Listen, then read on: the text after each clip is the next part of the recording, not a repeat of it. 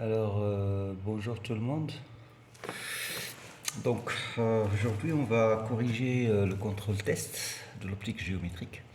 Donc, on commence par l'exercice numéro 1.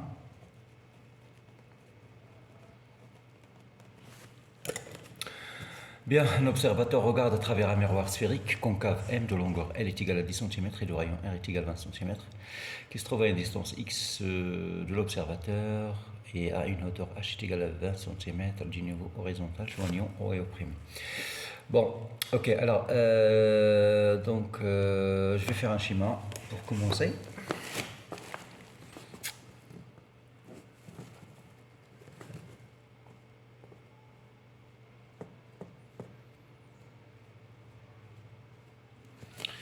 Donc ici nous avons un miroir qui est concave. Alors le miroir se trouve à une distance H du plan horizontal qui connecte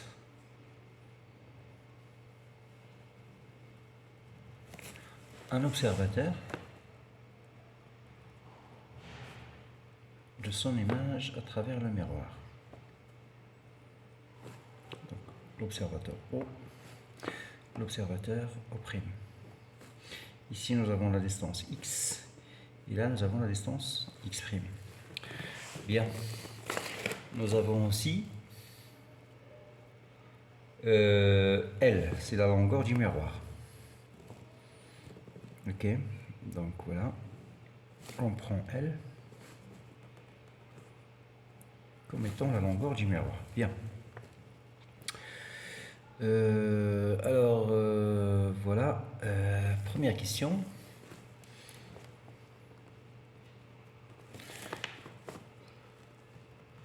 En utilisant la relation de conjugaison, montrer que la relation de conjugaison pour un miroir, donc on sait que c'est 1 sur OA'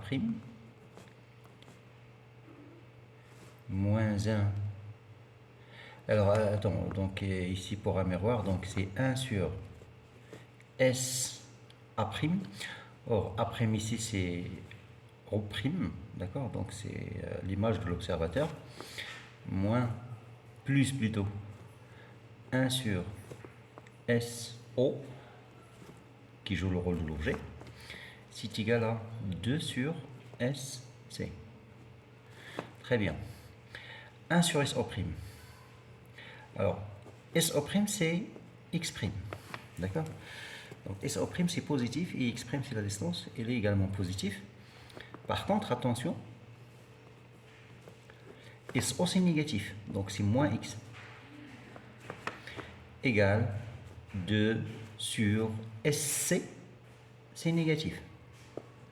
C'est moins R. Alors, qu'est-ce qu'on cherche? Donc on cherche le X'. Ça veut dire 1 sur X', c'est égal à 1 sur X moins 2 sur R. C'est-à-dire X' c'est égal à XR sur R moins 2X. Et c'est ce qu'on nous demande de trouver. Donc là, il faut juste faire attention. Donc X, c'est positif. X' c'est positif. Par contre, SO', SO, ça peut être positif ou négatif. Ce sont des grandeurs algébriques. Bien. Donc, première expression établie. Donc, première question. Donc, maintenant, on passe à la deuxième question. 2. Alors, sur la figure 1, assurer la zone correspondant au champ de vision du miroir. Bien. C'est très important comme question. Alors, le champ de vision du miroir, donc vous n'avez qu'à tracer le rayon. On va prolonger, plutôt c'est pas un rayon, on va juste tracer la droite. D'accord? La droite qui lie O' avec les extrémités du miroir. Voilà. Je fais comme ça, petit pointillé. Voilà. Et le champ de vision, c'est à partir du miroir. Attention, c'est à gauche du miroir. D'accord? Donc, bien. Je passe aux questions suivantes. Montrer que l'angle β qui détermine le champ de vision est donné par. Bien. Alors, voilà. β, c'est l'angle qui détermine le champ de vision. Alors, je vais prendre alpha, l'angle en dessous. D'accord? Très bien.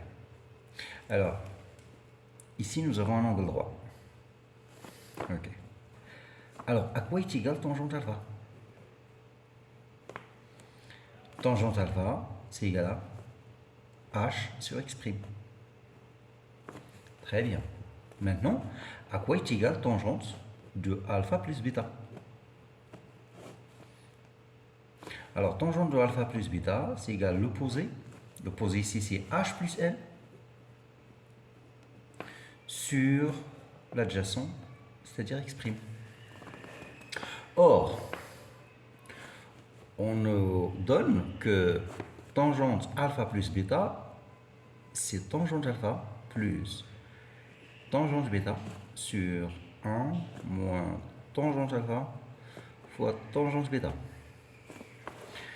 Ok, donc nous, ce qui nous intéresse, c'est tangente bêta. Très bien.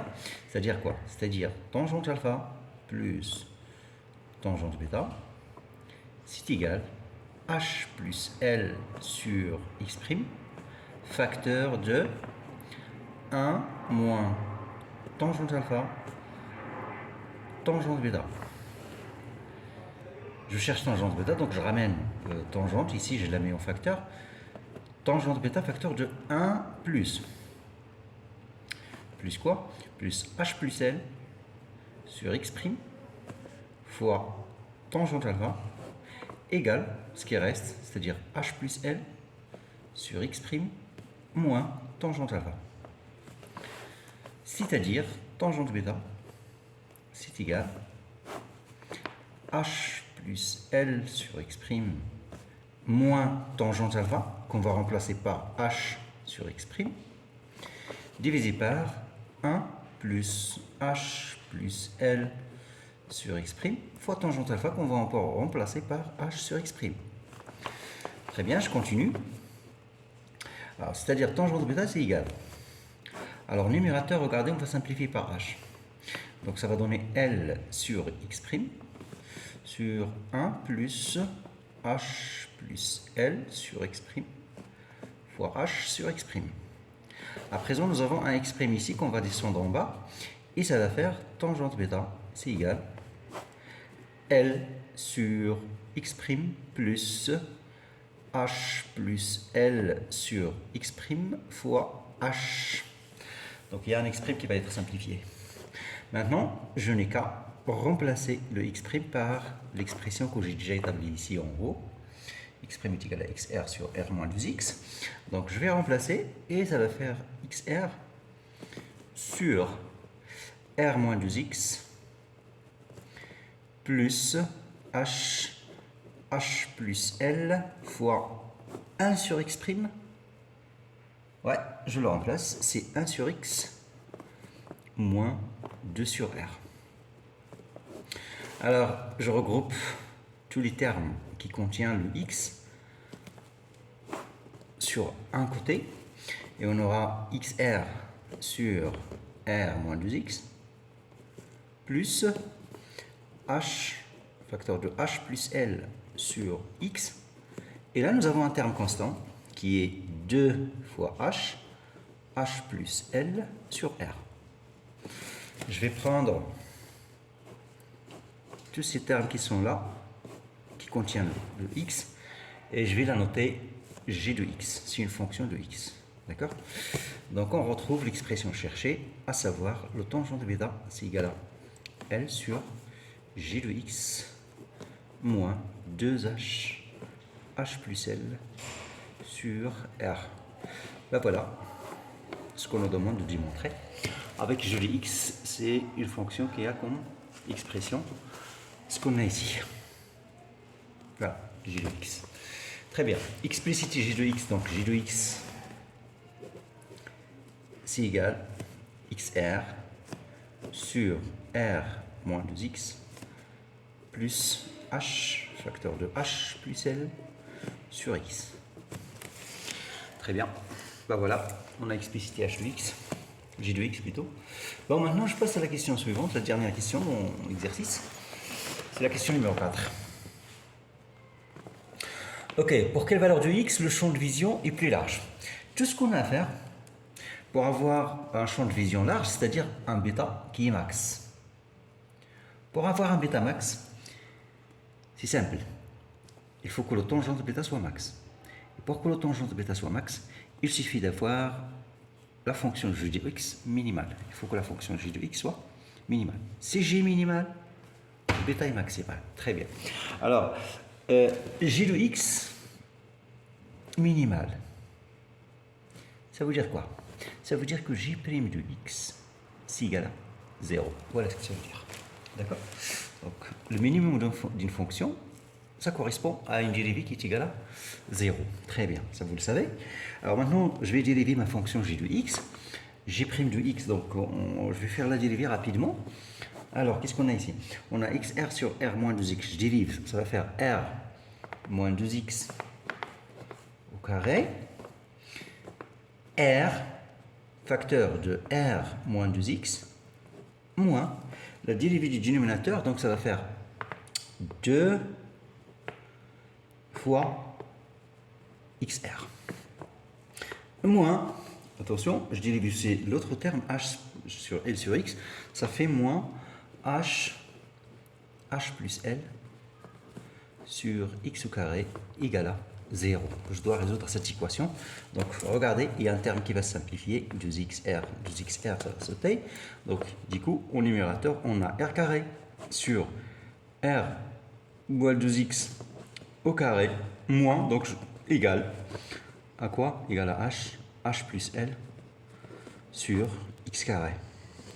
C'est-à-dire, très important, c'est-à-dire, j'enlève la racine carrée, j'enlève le carré, donc ça veut dire r sur r moins 2x, c'est égal la racine de h plus L sur x. Ou, attention, lorsqu'on enlève le carré, donc il faut faire attention, r sur r moins 2x égale moins 1, donc h, facteur de h plus L sur x. À présent, nous avons deux solutions, mais bien sûr, on ne peut pas avoir de solution ici. Il n'y a qu'une seule solution. Alors, comment est-ce qu'on peut savoir quelle est la bonne? Pour cela, on va revenir justement sur le premier résultat qu'on a déjà établi. Alors, n'oubliez pas que le x', c'est une distance qui est positive. Alors, si x' est positif, d'après l'égalité qu'on a ici, xr c'est positif, il faut avoir r moins 2x positif. Donc la condition, c'est que r moins 2x, ça doit être positif. D'accord? Donc d'après la première relation, hein, regardez, d'après la première relation, on sait que x' il est positif. Donc ça implique que x moins 2r, il est aussi positif. Ok. R moins 2x, ça doit être positif. R, il est positif, donc ce terme-là, ça doit être positif. Ça, c'est impossible. Impossible, pourquoi? Impossible parce que tout simplement, nous avons un signe moins ici.